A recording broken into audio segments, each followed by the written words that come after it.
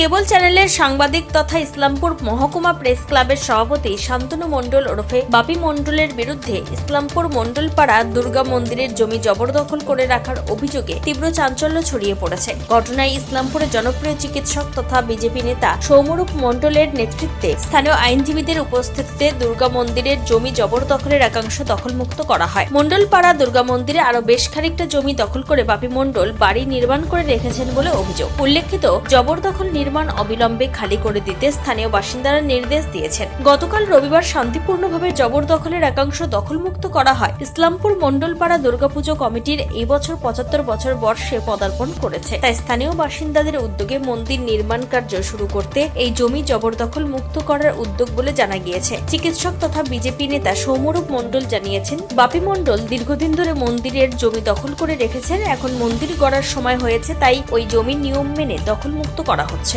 এই বিষয়ে কি বলেছেন তিনি শুনুন। বিষয়টা হচ্ছে এই মণ্ডলপাড়া দুর্গাপুজোর যে পুজোটা হচ্ছে সেটা লাস্ট ৭৫ বছর, এবার আমাদের 75 ইয়ার্স কমপ্লিট হচ্ছে।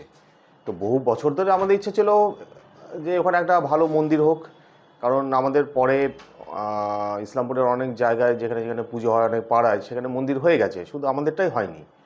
কিন্তু কিছু আইনি জটিলতা বলবো না, কিছু ব্যক্তিগত জটিলতার কারণে সেটা কাজটা বাধা সৃষ্টি হচ্ছিল।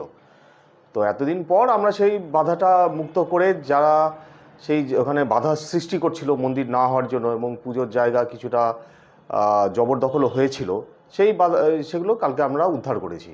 এই ঘটনা প্রসঙ্গে কি বলছেন আইনজীবী কৌশিক মণ্ডল শুনুন।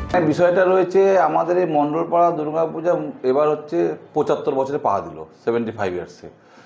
এবং আমরা দীর্ঘদিন ধরে আমাদের যখন বাবা কাকারা জীবিত ছিলেন, ওনারাও চেষ্টা করেছিলেন যে ওখানে একটা স্থায়ী মন্দির হোক। কিন্তু আমাদের মন্দিরের পাশে যিনি বসবাস করেন, হয়তো সবাই জানেন, তিনি প্রথম থেকেই মন্দির না হতে দেওয়ার একটা বিরোধিতা। কারণ এই জন্য যে ওটা একটা ওনার নিজস্ব স্বার্থ জড়িয়ে আছে। উনি আমাদের দুর্গাপূজা কমিটির জমি কিছুটা আগেই উনি অধিগ্রহণ করে উনি বাড়ি বানিয়েছেন, এবং পরবর্তীতে ওনার বাড়ির যে কলপার এবং যে সাবমার্সাল পাম্পসেট সমস্তটাই আমাদের এই পুজো কমিটির জমির মধ্যেই করেছেন। এবং ওনার যে বাড়ি থেকে বেরিয়ে যে রাস্তায় আসে যাতায়াতটা, সেটা উনি আমাদের মন্দির প্রাঙ্গণটাকেই ব্যবহার করেন। এই জন্য উনি বহুদিন ধরে ওটাকে আটকে রেখেছিলেন। সামগ্রিক বিষয় সম্পর্কে স্থানীয় এবিভিপির নেতৃত্ব কি জানাচ্ছেন?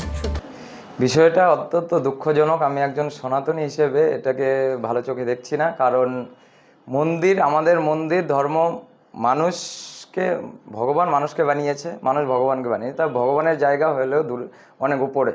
তো মন্দিরের জায়গা কেউ যদি দখল করে, সেটা আমাদের ইসলামপুর হোক, ইসলামপুরের বাইরে গোটা পশ্চিমবঙ্গে হোক, একজন সনাতনী হিসেবে সেই জায়গায় রুখে দাঁড়ানোর দায়িত্ব আমাদের সব সনাতনীদের।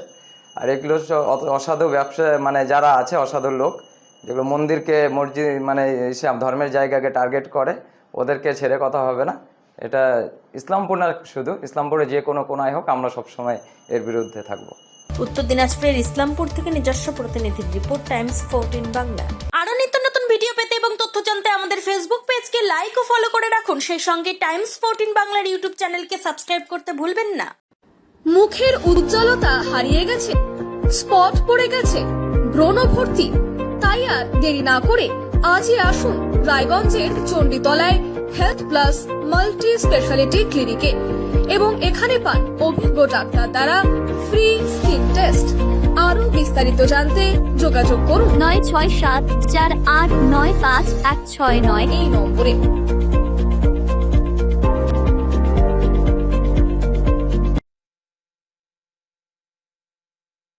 আজ তোমার বিয়ে সাজলো নতুন সাজে।